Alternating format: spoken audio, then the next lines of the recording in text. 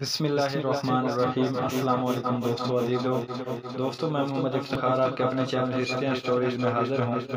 دوستو حضرت عمر فاروق رضی اللہ تعالیٰ عنہ کا دور حکومت قسط نمبر 15 کے ساتھ آج حاضر ہے۔ کہتے ہیں کہ اس روز تمام دن یہ غلام لڑتے رہے اور کئی دفعہ انہوں نے ہجوم کر کے دروازوں پر حملے کیے، حتیٰ کہ سورج کے نظارے مغرب کی طرف چلے گئے اور یہ غلام اپنے آقاؤں کے پاس حق نمک ادا کر کے واپس چلے آئے۔ مرویس نے اپنے ایک ایلچی اور کاتب خط دے کر حضرت ابو عبیدہ بن جراح کی خدمت میں بھیجا۔ جس وقت یہ مسلمانوں کے قریب پہنچا تو رات کی طریقے نے ہر طرف اپنا ڈیرا جما رکھا تھا۔ مسلمانوں نے یہ معلوم کر کے کہ کوئی ہماری طرف بڑھا چلا آ رہا ہے، اس کو گرفتار کرنا چاہا، مگر اس نے کہا میں مریض کا ایلچی ہوں، میرے پاس یہ خط ہے جس کا میں جواب دینے کے لیے آیا ہوں۔ مسلمانوں نے اسے حضرت ابو عبیدہ بن جراح کے سامنے پیش کر دیا۔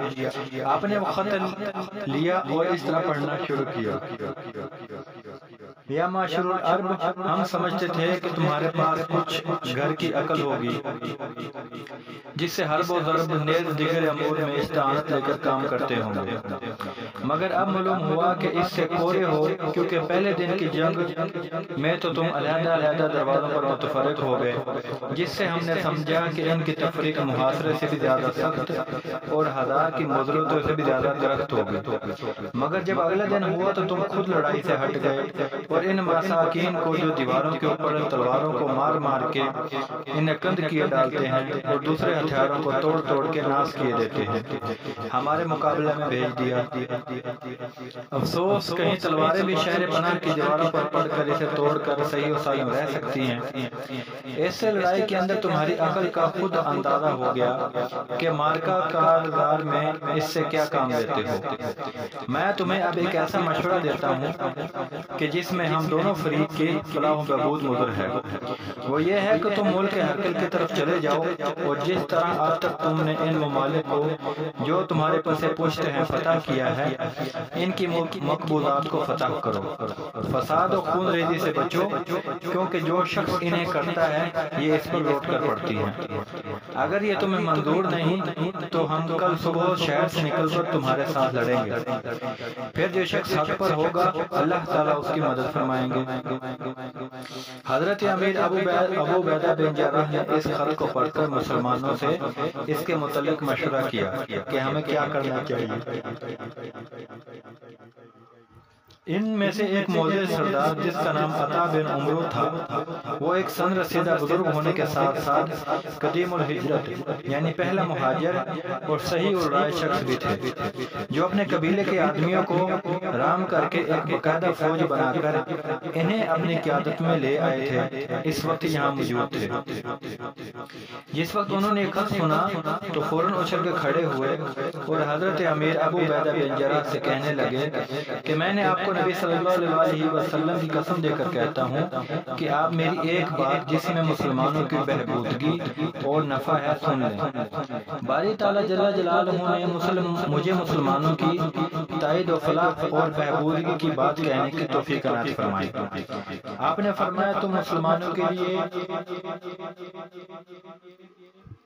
ایک بات ہے جو میں کہنا چاہتا ہوں اور تم سنو۔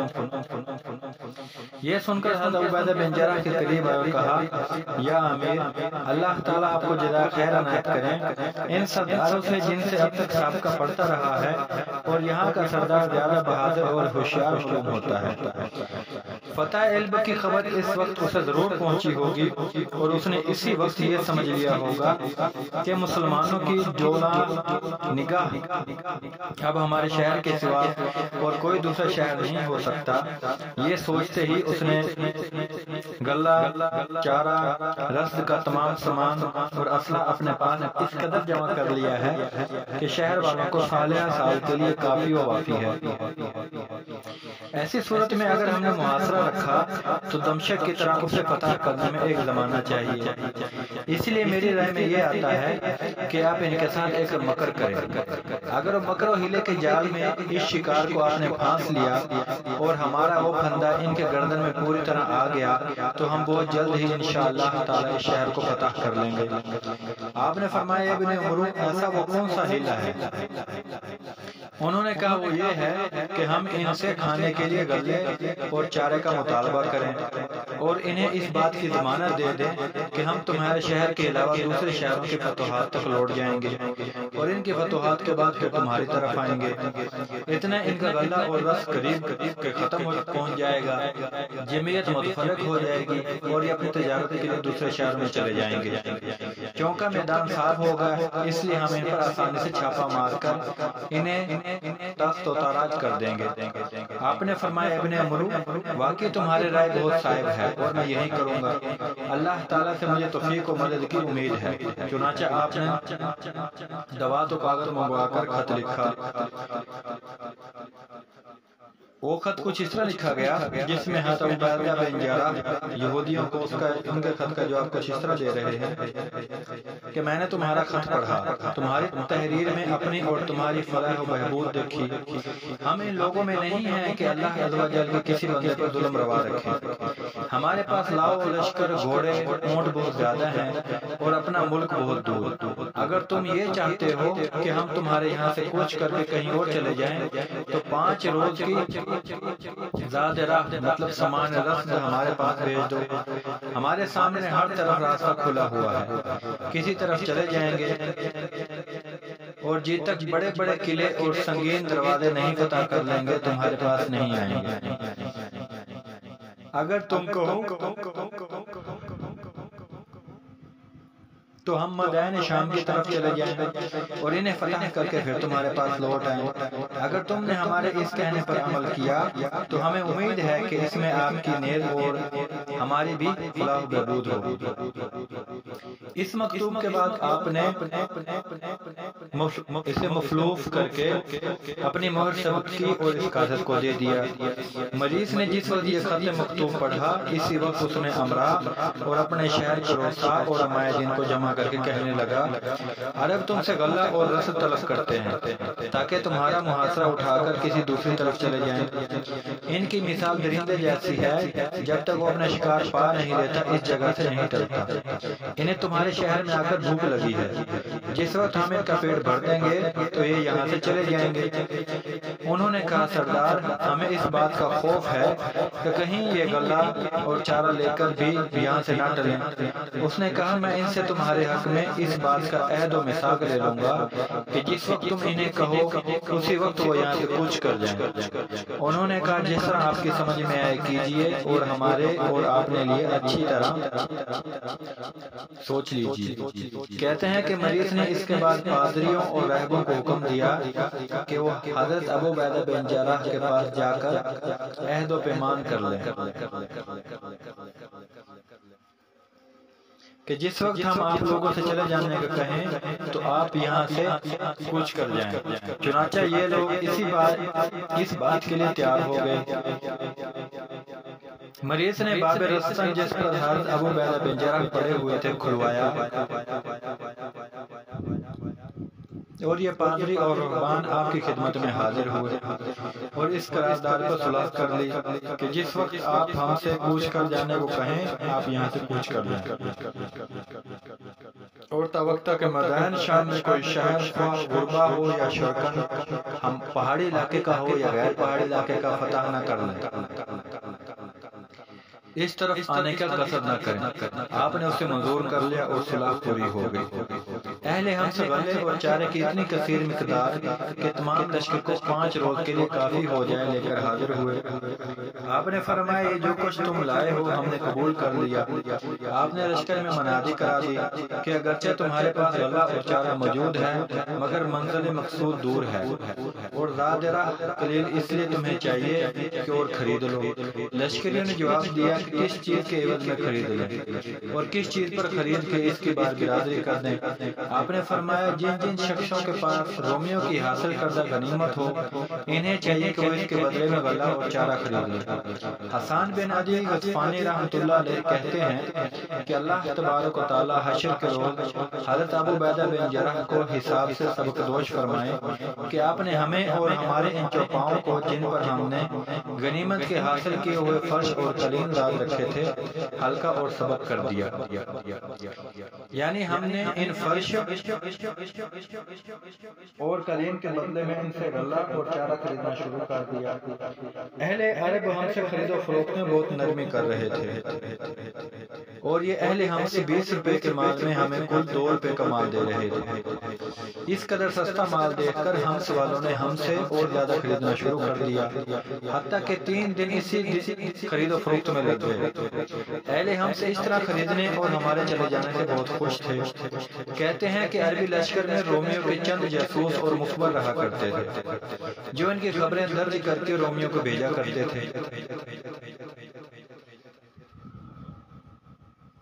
جب انہوں نے اہل حمص کو اس طرح دروازہ کھولتے نیز زنیت کے ساتھ معاہدہ کر کے رسم لاتے دیکھا تو انہوں نے یہ خیال کر لیا کہ اہل حمص ان کی اطاعت میں داخل ہو گئے ہیں۔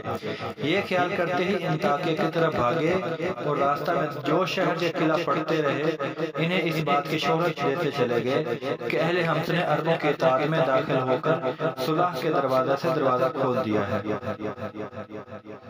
رومیوں پر یہ بات نہایت شاد گزری اور ان کے دلوں میں عربوں کی طرف سے بہت زیادہ خوف و ہراس اور روب طاری ہو گیا۔ اللہ تعالیٰ جل جلالہ کی طرف سے مسلمانوں کے لیے یہ بھی توفیق اور احسان تھا کہ انہوں نے ایسا مشہور کر دیا کہ کل جاسوسوں کی تعداد 40 تھی، جن میں سے 3 شیرت کی طرف بھی گئے تھے اور وہاں جا کر انہوں نے یہی اشاعت شروع کر دی تھی۔ واقدی رحمۃ اللہ علیہ کہتے ہیں کہ حضرت ابو عبیدہ بن جراح نے مسلمانوں کے ساتھ یہاں سے رستن کی طرف کوچ فرمایا۔ جس وقت آپ اس شہر میں پہنچے تو اسے ایک نہایت مضبوط اور مستحکم شہر دیکھا جو پانی اور آدمیوں سے بالکل بھرا ہوا تھا۔ آپ نے یہاں کے باشندوں کے پاس اپنا ایلچی روانہ کیا کہ ہماری قیادت اور ذمہ داری میں آ کر ہم سے صلح کر لیں، مگر انہوں نے اس سے انکار کیا اور کہا کہ جب تک ہم حکم بادشاہ کے مقابلے میں تمہاری کارگزاری نہ دیکھ لیں اور ہمیں یہ معلوم نہ ہو جائے کہ اس کے ساتھ تمہارا کیا معاملہ رہا، اس وقت ہم کچھ نہیں کر سکتے۔ اس کے بعد جو کچھ خدا و تعالیٰ کو منظور ہوگا ہو کے رہے گا۔ آپ نے فرمایا ہم بادشاہ ہرکل ہی کی طرف جا رہے ہیں، ہمارے ساتھ اگرچہ آدمی کافی ہیں مگر وہ مال و اسباب اس قدر ہے کہ اس کی بار برادری میں ہمیں وقت دقت اٹھانی پڑتی ہے۔ اس لیے ہم چاہتے ہیں کہ جس وقت ہم لوٹ کر آئیں اسے اس وقت تک تمہارے پاس رکھ دیں تاکہ ہمارے پاس بوجھ ہلکا ہو جائے۔ اہل رستن یہ سن کر اپنے سردار جس کا نام نکیتاز تھا آئے اور اس سے یہ بیان کیا۔ اس نے کہا کہ اس میں کچھ حرج نہیں تھا، بادشاہ دوسرے بادشاہوں کے پاس ہمیشہ سے اپنی ایمانیں رکھتے چلے آئے ہیں، ان سے کہہ دو کہ جس وقت آپ کو جو کام ہو ہم اس کے بجا لانے کے لیے ہر وقت تیار ہیں۔ اس طرح آپ جب تک بادشاہ سے آپ کو کچھ فیصلہ ہو ہمارے ساتھ آمد رکھیں۔ آپ نے فرمایا انشاءاللہ تعالی ایسا ہی ہوگا۔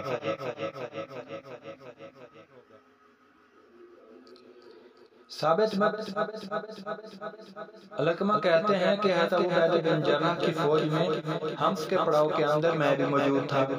جس وقت آپ نے یہاں سے کوچ کر کے رستن پر چھولداری اور خیمے نصب کیے تو آپ نے صاحب اور صاحب الرائے صحابہ کرام رضوان اللہ تعالی علیہم اجمعین کو مشورے کے لیے طلب کیا اور فرمایا کہ یہ شہر نہایت مضبوط اور قلعہ بند ہے، بغیر کسی ہیلہ اور مکر کے اس کا فتح ہونا بہت زیادہ مشکل ہوتا ہے۔